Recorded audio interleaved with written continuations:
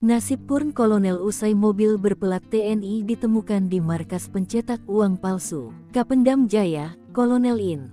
Deki Rayu Syahputra, membenarkan mobil Toyota Hilux di markas pencetak uang palsu milik TNI. Namun, kabar terbaru, pernyataan Kapendam dibantah oleh Dispenat.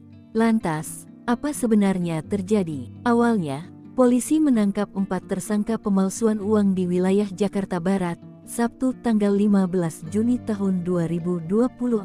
Lalu, ditemukan mobil berplat dinas TNI AD di lokasi penangkapan.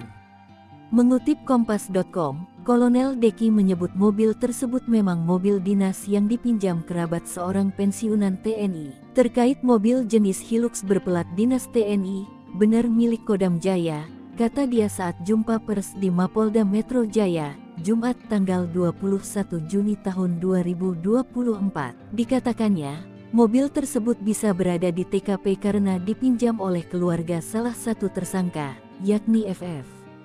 Mobil itu lalu diparkirkan di garasi di samping TKP. Namun, pada Sabtu tanggal 22 Juni tahun 2024, Brigjen Kristomei Sianturi selaku Kepala Dispenat membantahnya. Mobil itu mobil pribadi, namun menggunakan plat dinas resmi yang memang dikeluarkan oleh TNI AD. Plat dinas itu disebut sebagai plat pinjam. Sosok pensiunan TNI yang memegang plat dinas itu bernama Kolonel CHBR Jarod. Ia tak pernah melakukan perpanjangan, sehingga nomor plat dinas itu sudah kedaluarsa sejak 2021.